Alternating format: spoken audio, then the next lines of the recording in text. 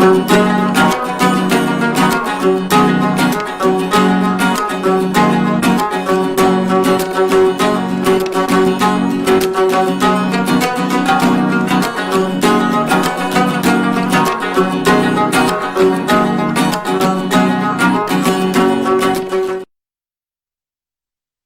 And welcome to MATV Kashmir in focus.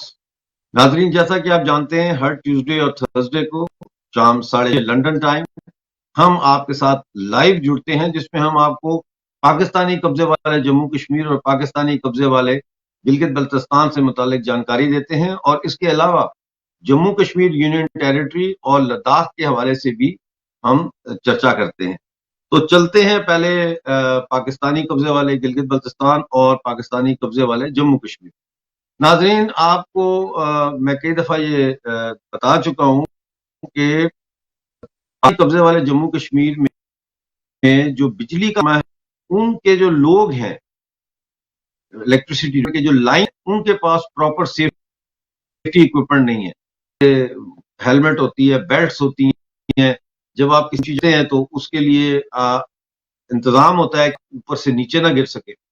लेकिन ये इंतजाम बदकिस्मती से पाकिस्तानी कब्जे वाले जम्मू कश्मीर के जो लाइनमैन हैं उनको दस्तयाब नहीं है। और खुईरटा में 12 दिसंबर को, यानी कि 12 तारीख को, एक लाइनमैन सीसी लगाते हुए बिजली का करंट लगने की वजह से नीचे गिरा, और नीचे गिरकर जब उसको हॉस्पिटल लेके जा रहे थे तो वो रास्ते में उसकी जान चली गई। वो बेचारा अपने दम तोड़ गया। दूसरी तरफ इमरान खान साहब ने बड़ा वादा किया था कि नौकरियां देंगे, और जो वजीर अमूर कश्मीर और गिलगित बल्तिस्तान है, अली मीन गंडापुर, जब 25 जुलाई के इलेक्शन हो रहे थे इस साल, तो आपको याद होगा कि उन्होंने बहुत बुलंद बांग दावे किए थे कि हम 400 अरब रुपए की इन्वेस्टमेंट करेंगे POJK में, और हम यहाँ पे इसको पता नहीं पेरिस बना देंगे और क्या बना देंगे। तो वहां पे 4223 जो एडहॉक मुलाजमीन थे उनको नौकरियों से निकाल दिया गया है, जिसके बाद उनके घरों में फाके पड़ गए हैं और वो कई दफा मुजाहरे कर चुके हैं। और अब उनका एक इजलास हुआ था, उसमें उन्होंने फैसला किया है कि वो इस महीने दोबारा अपने मुजाहरों का सिलसिला शुरू करेंगे। नाज़रीन, चढ़ाला एक जगह है POJK में, वहां पे जंगलात की बेदरेक कटाई जारी है, और उसके अंदर हमारी इतलात के मुताबिक महकमा जंगलात, टिम्बर माफिया और कब्जा माफिया, ये तीनों की मिली भगत से जंगलात की कटाई हो रही है। और वहां पे लोगों ने बड़ा एतराज किया इसके ऊपर, और इसके हवाले से भी नजर ये आ रहा है कि मकामी लोग जो है वो अब मुजाहरों की तरफ आगे बढ़ेंगे। मुजाहरों का जिक्र हो रहा है तो आपको बताता चलूं कि 20 दिसंबर को जो एक्स सर्विसमैन है, यानी कि वो फौजी सिपाही या नॉन कमीशन ऑफिसर्स जिन्होंने पाकिस्तान आर्मी में जॉब्स की और फिर रिटायर हो गए, उन्हें नहीं मिल रही कई महीनों से, तो अब उन्होंने 20 दिसंबर को अपने पेंशन्स के हवाले से रियासतगीर एहतजाजी तहरीक चलाने का ऐलान किया है।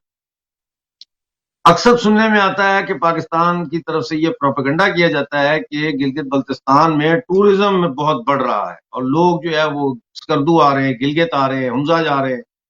लेकिन हकीकत में ऐसा नहीं है, और उसका एक सबूत ये है कि 2 दिन पहले पाकिस्तान ने जो स्कर्दू फ्लाइट्स थी कराची से, फैसलाबाद और लाहौर से, उनको मुकम्मल तौर पर PIA की फ्लाइट्स को बंद कर दिया है। इसके अलावा इस्लामाबाद से हफ्ते में सिर्फ PIA की 3 एयर बसेस जो है वो स्कर्दू आएंगी, और इतवार को कोई फ्लाइट नहीं हो। अब जहां तक टूरिस्ट का ताल्लुक है, तो जाहिर है कि इससे ये साबित होता है कि टूरिस्ट अगर हैं तो वो ये नहीं चाहते कि वो आए, और अगर नहीं है तो फ्लाइट्स बंद हो गई हैं। लेकिन इसका सबसे ज्यादा नुकसान जो है वो हमारे गिलगित बल्तिस्तान के स्टूडेंट्स को और वर्किंग क्लास को है, जो कराची में, हैदराबाद में, फैसलाबाद में, लाहौर में और दूसरे शहरों में जॉब्स करते हैं या तालीम हासिल करने के सिलसिले में वहां की यूनिवर्सिटियों में पढ़ रहे हैं। तो ये एक बहुत ही अफसोसनाक खबर है। अब मैं आपको बताता हूं कि पाकिस्तानी कब्जे वाले गिलगित बल्तिस्तान में लोड शेडिंग की क्या सूरत हाल है। आप सुनेंगे तो आपको यकीन नहीं आएगा और आप सोचेंगे शायद मतलब है कि मैं अपनी तरफ से ये बात बना रहा हूं, लेकिन ऐसा हरगिज नहीं। घांचे में खपलू शहर में इस वक्त 20 घंटे की लोड शेडिंग हो रही, 20 घंटे की लोड शेडिंग, और लोग तंग आ चुके हैं, जिंदगी का कारोबार तबाह हो चुके हैं और सुनने वाला नहीं। लेकिन इसके बाद जो मैं आपको दूसरी खबर वो सुन के आप और भी ज्यादा हैरान हो जाएंगे कि बाज गोशरोट शिकोट जो में है गिलगित बल्तिस्तान में, वहां पे 23 शेडिंग हो रही है, जिसके बाद कल लोग सड़कों पर निकल उन्हें वहां जबरदस्त एहतजाज किया। अब चलते हैं पाकिस्तानी कब्जे वाले जम्मू कश्मीर की तरफ। नाजरीन, पाकिस्तान वाले जम्मू कश्मीर में जो डिपार्टमेंट के एम्प्लॉयज है पूरे रियासत में, उनके सैकड़ों मुलाजमीन ने कल जो है वो बाद में डीसी ऑफिस के सामने मुजाहरा किया और 3 घंटे की अलामती हड़ताल की। उन्होंने तलबात हैं जो वो पूरे नहीं किए जा रहे, तनख्वाहों का भी बहुत बड़ा है। इसके अलावा हटिया बाला में भी जो है वो मुजाहरा किया गया एम्प्लॉयज की तरफ से। एक और चीज देखने में आमतौर पर दिया जाता है कि पीओजे के लोग जो है वो बड़ी कंजर्वेटिव हैं और बड़ी वो सबमिसिव है। नहीं है। आप ये जान के शायद हैरान होंगे कि पाकिस्तानी जम्मू कश्मीर की औरतें ना सिर्फ इंतहाई बहादुर और दिलेर है कि वो कोई भी उन पे अगर डाका डालने की कोशिश करता है या उनको कोई भी समस्या होती है तो वो खुद इनिशिएटिव लेती हैं। और इसी का एक कल सेंसा में हुआ, जहां पे सेंसा गर्ल्स कॉलेज की लड़कियों ने बगैर किसी मर्द की मौजूदगी के जबरदस्त मुजाहरा किया और सेंसा रोड उन्होंने ब्लॉक कर दी। सेंसा रोड जो है वो वाहिद रोड है जो कॉलेज की तरफ आती है, और ये रोड इतनी खस्ता हाली का शिकार है कि हर रोज वहां पे एक्सीडेंट्स हो रहे हैं, जिसकी वजह से तालिबात जो है वो जख्मी होती हैं और वो सख्त परेशान है क्योंकि हर रोज एक्सीडेंट हो रहे हैं, एक नहीं दो दो तीन तीन दफा वहां पे एक्सीडेंट होते हैं। उन्होंने अब ये धमकी दी है कि अगर एक हफ्ते के अंदर अंदर ये सड़क को कारपेट न किया गया तो वो क्लासों का बाइकाट कर देंगे। मेरे पास एक और खबर है, वो गिलगित बल्तिस्तान से उसका ताल्लुक है, वो मैं आपको बता दूं कि 17 दिसंबर को अस्तोर में एक बहुत बड़ा मुजाहरा हो रहा है के खिलाफ, 17 दिसंबर को। और उसी दिन दिसंबर को चल्लास में, वो बल्तिस्तान में चल्लास में तबलीगी जमात एक इज्तिमा हो रहा है जिसमें लाखों अफराद को लाया जा रहा है, और तबलीगी जमात के इज्तिमा की सारी तैयारियों की जिम्मेदारी डिप्टी कमिश्नर के को दी गई हैं और वो खुद अपनी निगरानी में ये सारी तैयारियां करवा रहे हैं। नाज़रीन, तबलीगी जमात को सऊदी अरेबिया में बैन कर दिया गया है। याद रहे कि ये वो तबलीगी जमात है जो 1926 में इंडिया में बनी थी, और ये उस वक्त बनी थी जब हिंदुस्तान में एक हिंदुओं की तहरीक उठी थी, जिसने जो लोग अपना सनातन धर्म छोड़ के इस्लाम में चले गए थे उनको घर वापसी की वो तहरीक थी। उनको वो वापस कह रहे थे कि आप अपने धर्म में आए, और लाखों की तादाद में जो मुसलमान थे वो वापस अपने जो धर्म है सनातन धर्म यानी हिंदू बने वो दोबारा, और वो वापस अपने धर्म में आए। उस वक्त ये तबलीगी जमात बनी थी इस तहरीक को काउंटर करने के लिए, और आज इसको सऊदी अरब ही नहीं बल्कि हम भी ये समझते हैं कि तबलीगी जमात असल में दहशतगर्दों की रिक्रूटमेंट का दरवाजा है। नाजरीन, इन खबरों के बाद अब चलते हैं हम वादी की तरफ, और वादी में जैसा कि आप जानते हैं कि कल एक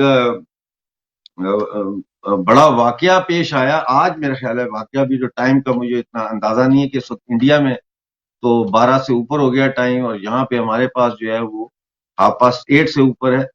तो जो वाकया हुआ वो आपने सुन लिया कि उसमें 11 हमारे जो पुलिस के जवान थे गैर मुसल्लह, उनके पास सिर्फ डंडे थे, उनके पास कोई बंदूकें नहीं थी, वो जख्मी हालत में सब अस्पतालों में पड़े हैं, और 3 हमारे जवान जो है पुलिस के वो शहीद हो गए।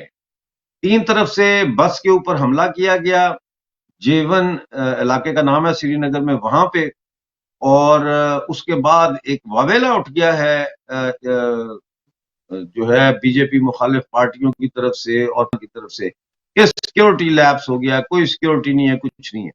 नादरीन, आपको शायद याद होगा, मैंने अपने यूट्यूब चैनल पे एक वीडियो चलाई थी जिस दिन पाकिस्तान ने यह खबर छापी थी कि ये पिछले हफ्ते की बात है कि भारत के कश्मीर में फौज ने मुहासरा कर लिया है, जगह जगह फौज है। मैंने उसी दिन श्रीनगर फोन करके अपने दोस्त को बोला, मैंने कहा वहां की मुझे अभी जाके लाल चौक से वीडियो बना के लाके भेजो। उसने वीडियो भेजी, उस वीडियो में फौज तो दूर की बात है, एक सिपाही तक आपको नजर नहीं आ रहा, लाइव फुटेज है वो।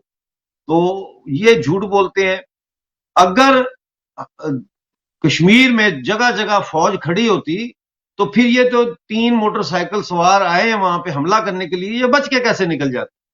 तो कश्मीर में 2019 के बाद से अब तक हमारी सिक्योरिटी फोर्सेस की कामयाबी है कि हमने वहां पे कुचल के रख दिया है इस जहादी दहशतगर्दी को।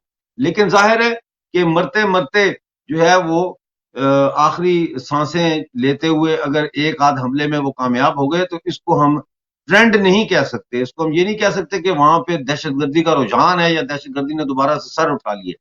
ये इंडिविजुअल टेररिज्म के वाकयात हैं जो हम जानते हैं कि पाकिस्तान इनको स्पॉन्सर करता है। और इसी के ऊपर आज चर्चा करने के लिए मेरे साथ आपके जाने पहचाने हमारे टेरिटोरियल आर्मी के साबिक चीफ और जम्मू कश्मीर राइफल के अंदर भी वो उन्होंने उनका ओहदा था और उन्होंने काम किया, वो बहुत अच्छी तरह पहचानते हैं इस जगह को।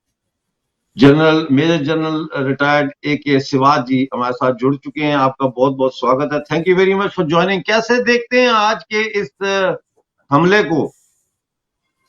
देखो मिर्जा साहब, इसमें कोई शक नहीं, आपने बहुत अच्छा बताया था कि जो सिचुएशन है वहां पर काफी हद तक बहुत नॉर्मल होगी, स्पेशली जब से आर्टिकल 370 और 35A को एब्रोगेट किया गया था।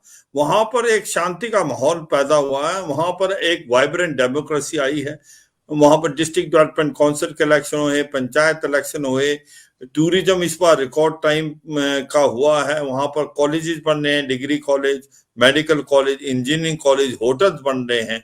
तो एक प्रकार मुझे लगता है पूरा माहौल डेवलपमेंट का है। और देखो आतंकवाद जो है करीब करीब लास्ट आप मैं कहूंगा 3 साल में 450 से 500 आतंकवादियों को मार गिराया गया है, और पिछले ही साल में करीब करीब 150 आतंकवादियों को। और हुआ क्या है कि उनके पास अभी आर्म्स अम्यूनिशन की बहुत कमी है, मोरल बड़ा डाउन है, और जैसे मोहम्मद लश्कर तोबा और हिजबुल मुजाहिदीन की लीडरशिप बिल्कुल खत्म है।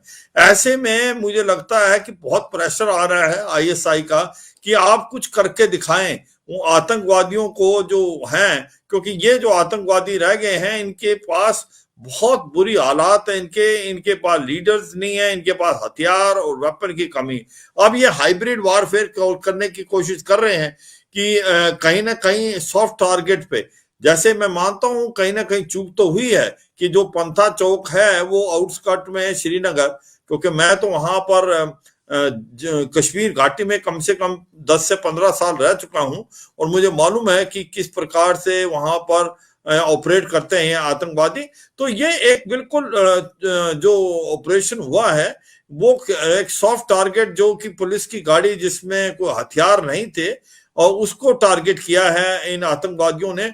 उन्होंने जो इलाका सेलेक्ट किया है उसमें मेन रोड से जो बाई लेन्स हैं वो बहुत पतली हैं, छोटी हैं, उसमें बड़ी गाड़ी नहीं जा सकती मोटरसाइकिल के साथ। मगर ये भी सच्चाई है कि वो दूर ज्यादा नहीं जा पाएंगे, क्योंकि पूरा इलाके को कॉर्डन कर लिया है श्रीनगर के, ये वहीं फंसे हुए हैं, और ऐसा लगता है अगले 1-2 दिन में इनको मार गिराया जाएगा। देखो सच्चाई यह है कि आतंकवाद अभी लास्ट दौर पे है जम्मू कश्मीर और स्पेशली कश्मीर घाटी में, और ऐसे में जो कहते हैं दीवा बुझने से पहले फटफटाता है, तो वो सिचुएशन है। तो ऐसा कुछ नहीं है, बहुत नॉर्मल है सिचुएशन। और ये जो वाकया हुआ है जिसमें 14 लोग घायल हुए हैं और 3 जो हमारे जवान शहीद हो गए, प्राइम मिनिस्टर ने इसके ऊपर बहुत ही एक प्रकार सख्ती से काम किया और उन्होंने रिपोर्ट मांगी। मुझे लगता है कि आने वाले समय में भारत ने फिर मन बना लिया है कि जिस प्रकार से ISI और पाकिस्तान की आर्मी स्पॉन्सर कर रही है टेररिज्म को, नाम बदल बदल के, कभी वो टाइगर फोर्स, कभी वो रेजिस्टेंस फोर्स, उससे लगे कि भाई पाकिस्तान की इन्वॉल्वमेंट नहीं है और वहां की कोई ये जेन्युइन फ्रीडम स्ट्रगल है। तो अब टाइम आ गया है कि पाकिस्तान को दोबारा सबक सिखाया जाए, और मुझे लगता है इसकी तैयारी हो रही है। कि कहीं ना कहीं पाकिस्तान के जो आतंकवादी हैं जो ये लॉन्च पैड पे बैठे हुए हैं या ट्रेनिंग एरिया में, आपको मालूम है, आपने भी बहुत कवर किया है, मैं टीवी में भी, कि भाई ये 5 से 6 हजार लश्कर तौबा जैसे मोहम्मद के आतंकवादी जो कि तालिबान के साथ कंधे से कंधा मिल के लड़े थे अफगान फोर्सेज में, वो भी पीओके में हैं बैठे हुए, और इनको हीरो वेलकम मिला था जब ये वापस आए थे।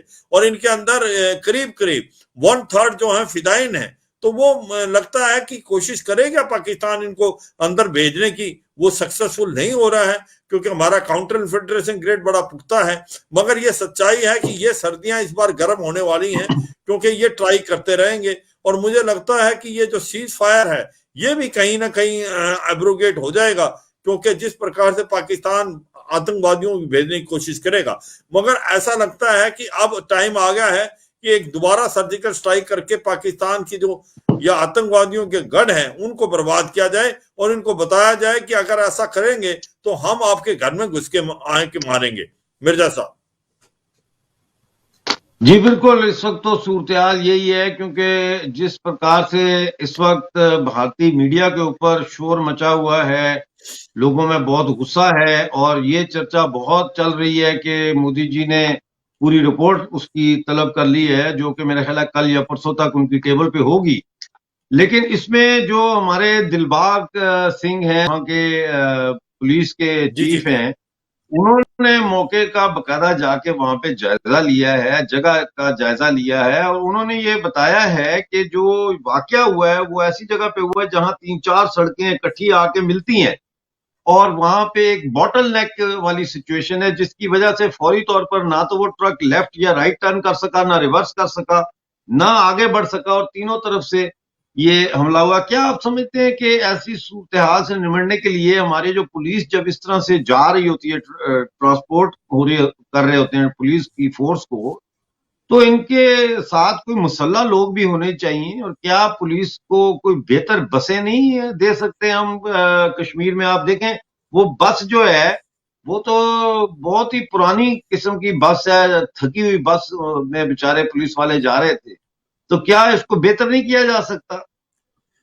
बिल्कुल बिल्कुल किया जा सकता है मिर्जा साहब, इसके अंदर कुछ खामियां रही हैं, इसमें कोई शक और सवाल नहीं है। पहली बात कि जो यहाँ पर रोड ओपनिंग पार्टी होती है और जो भी हरकतें होती है, मूवमेंट होती हैं, वो रोड ओपनिंग पार्टी के ऊपर उठने से पहले होनी चाहिए। अगर आप अपना ध्यान ले जाएं, 3 साल पुरानी बात है, जबकि इसके साउथ कश्मीर में तराल के पास एक जो टूरिस्ट की बस थी उस पे भी आतंकवादियों ने हमला किया था रात शाम के टाइम में, जब रोड ओपनिंग पार्टी हट गई थी। तो पहली बात गलती तो ये हुई है कि ये जो मूवमेंट हुई है ये पुलिस की पार्टी की, ये रोड ओपनिंग पार्टी के हटने के बाद हुई है। और एक बस के अंदर इतने जवान इकट्ठे एक प्रकार से भेजना, और दूसरा वो जो गाड़ी है उसमें वो नहीं बुलेट प्रूफ थी, ना माइन प्रोटेक्टेड थी, और तीसरा कि जब इनके पास पुख्ता इंटेलिजेंस था तो फिर इनको एक्शन लेना चाहिए था। एक सॉफ्ट टारगेट है क्योंकि ये आतंकवादी इनको देख रहे थे कि हर रोज ये इस समय जाते हैं, क्योंकि ड्यूटी करने के बाद इनको ये बस उठाती है और वापस जाती है। तो मुझे लगता है ये जो है एक, मुझे तो ऐसा लगता है कि गलती हुई है और ये खामी रही है, आपने प्लेट पे दे दिया उनको, क्योंकि कोई बड़ी कार्रवाई नहीं कि आतंकवादी 2-3 आके, क्योंकि ऐसा जगह है जहां बताया आपको, एक तो क्रॉस सेक्शन है, गाड़ी आके आपकी रोड मिल रही है, सेकंड वहां पर जो साइड में है लेन्स और बाई लेन्स है वो इतनी पतली हैं, उनके अंदर जो जीप जिप्सी वगैरह नहीं जाती मगर मोटरसाइकिल जा सकती हैं। तो आतंकवादियों ने बड़ा जो चतुराई का काम लिया कि अपना वहां पर इंजाम दिया इस हरकत को, और उसके बाद लेन बाई लेन के अंदर घुस के और वहां से मोटरसाइकिल में चले गए। मैं इस बात को मानता हूं कि ये खामी है, और स्पेशली जब हमने पुलवामा के बाद ये सीखा था, जब हमारे 44 से जवान शहीद हुए थे, कि भाई अभी कोई भी इतनी पार्टी इकट्ठी नहीं बैठेगी बस में, और वो भी जबकि वो ना माइंड प्रोटेक्टेड व्हीकल है ना वो बुलेट प्रूफ है। तो ऐसे में मुझे लगता है छोटी बहुत भूल है और इसको रिफाइन करना चाहिए उसको, और एक रूटीन नहीं बना सकते आप एक टाइम में आएंगे एक टाइम में जाएंगे। काउंटर इंसर्जेंसी और काउंटर टेररिज्म है, तो आप एक सॉफ्ट टारगेट बनने। और अब आतंकवादियों के ऊपर बड़ा प्रेशर है, आईएसआई कहती है कुछ ना कुछ करके दिखाओ, कहीं भी कुछ करो, या आप किसी को क्या नाम है OGW या स्लीपर सेल हाइब्रिड वारफेयर करके इक्के दुक्के निहत्थे आदमी को ही फायर करो, क्योंकि वो चाहते हैं कि दिखाएं वर्ल्ड को कि ये जो भी सिचुएशन है जम्मू एंड कश्मीर में वो काफी खराब है। दूसरी बात, जो भी फ्रीडम स्ट्रगल चली हुई है और वहां पर जो इंडिजिनस पीपल है उसमें इन्वॉल्व है, तभी वो बार बार नाम बदल रहे हैं, कभी वो बढ़ा रहे हैं टाइगर फोर्स, कभी वो डीट रेजिस्टेंस फोर्स, मगर ये कुछ नहीं है, ये एक प्रकार से लश्कर तौबा जैसे मोहम्मद की फ्रंट ऑर्गेनाइजेशन है। ये एक प्रकार से जो दुनिया को मूर्ख बनाने की कोशिश की जा रही है, वो अलग बात है कि बनने वाले नहीं। तो मुझे लगता है कि अब टाइम आ गया, एक तो पाकिस्तान को दोबारा लेसन सिखाना चाहिए, उसको इसके घर के अंदर दोबारा घुस के मारना चाहिए, और ये आतंकवादियों को एक बहुत बड़ा लेसन बताना जरूरी है। और दूसरा, हमें अपनी ही जो स्ट्रेटेजी उसको रिफाइन करना पड़ेगा। इंटेलिजेंस अगर हमारे पास पुख्ता है, उस पर ठीक एक्शन होना चाहिए। था आपका पॉइंट बिल्कुल वैलिड है कि अच्छी गाड़ियां, माइंड प्रोटेक्टेड व्हीकल होनी चाहिए और बुलेट प्रूफ होनी चाहिए। हमारे पास ये काबिलियत और क्षमता है, और एक गाड़ी में इससे इतने जो जवान बैठना एक प्रकार से आपने लुक्रेटिव टारगेट दे दिया, और ये खामी है, इसको पूरा करना पड़ेगा। मगर ये भी सच्चाई है कि समय आ गया कि अभी पाकिस्तान को दोबारा लेसन सिखाया जाए। वो जो आतंकवादी वहां पर अब बैठे हुए हैं अपने लॉन्च पैड में और ट्रेनिंग एरिया में, उन पे वार करने का मौका और समय आ गया है। मिर्जा साहब, अच्छा, ये तो आपने बताया, लेकिन मुझे ये बताएं कि आप मुझे ऑफ एयर बता रहे थे कि इनको किसी जगह पे घेरे में ले लिया है, ये कॉर्डन कर लिया है और उससे ये बाहर नहीं गए। वो जरा हमारे दर्शकों को बताएं कि क्या ऐसी हम उम्मीद रखें कि ये पकड़े जाएंगे जिंदा या मुर्दा? बिल्कुल, मुझे लगता है अगले 2 दिन में, ये मेरे को पूरा विश्वास है, 2 से 3 दिन में, क्योंकि ये उस इलाके से जो है इमीडिएट इलाके से तो निकल गए थे, क्योंकि मोटरसाइकिल वगैरह में थे, मगर पूरे इलाके को कॉर्डन कर रखा। 3-4 किलोमीटर के जो इलाका है श्रीनगर और बाकी इलाकों में सिक्योरिटी फोर्सेज ने नाके लगा लिए हैं, कॉर्डन किया हुआ है, ये उसी के अंदर फंसे हुए हैं। और मुझे लगता है कॉर्डन सर्च होगा, धीरे धीरे स्वीप किया जाएगा इलाके को और इनको मार गिरा जाएगा। मुझे पूरा विश्वास है कि अगले आने वाले 2-3 दिन में ये जो 3 आतंकवादी हैं, जिनमें से एक आतंकवादी इंजर्ड भी है, उनको मार गिरा जाएगा। और ये कहीं ना कहीं नाके के अंदर ही फंसे हुए हैं, ये बाहर नहीं निकल पाए हैं उस इलाके से। तो ऐसे में मुझे लगता है अगले 2-3 दिन में इनको खात्मा किया जाएगा। मिर्जा साहब जी, बहुत शुक्रिया आज हमारे साथ जुड़ने का जनरल साहब। नाज़रीन, देखिए, आपको पीओजेके और पीओजीबी से मुतालिक जो खबरें हम यहाँ पे हैं, या मैं आपको जो चीजें बताता हूँ, अगर आप भूल भी जाएं तो आप हमारे यूट्यूब चैनल या फेसबुक चैनल पे जाके आप इसकी जानकारी हासिल कर सकते हैं। मैं ये चाहूंगा कि आज मैं आप लोगों से, खासतौर पर उनसे जो हमारा प्रोग्राम यूरोप में देख रहे हैं और बिलखुसूस बरतानिया में देख रहे हैं, मैं उनसे ये दरख्वास्त करूंगा कि पाकिस्तानी कब्जे वाले जम्मू कश्मीर और पाकिस्तानी कब्जे वाले गिलगित बल्तिस्तान के हवाले से जो आपको हम खबरें बताते हैं, वो आप अपने काम की जगह पे अपने हमसायों के साथ, अंग्रेजों के साथ और दूसरे जो लोगों से आपका डेली इंटरेक्शन होता है, उनके साथ जरूर शेयर करें, क्योंकि इस तरह से हम पाकिस्तान का वो झूठा नैरेटिव जो उन्होंने बिल्ड किया है कि कश्मीर जो है उसमें 10 लाख भारतीय फौज ने मुहासरा कर रखा है और घरों पे जाकर दरवाजे तोड़ के अंदर घुस के औरतों का रेप करती है, इस झूठे बयानिए का यही एक तरीका है उसका तोड़ करने का यूरोप में और बरतानिया में। आज मेरे साथ जुड़ने का बहुत बहुत शुक्रिया। अब आपसे मुलाकात होगी थर्सडे को शाम 6:30 बजे यूके टाइम के मुताबिक। अपना बहुत सारा ख्याल रखिएगा। जय हिंद। जय हिंद।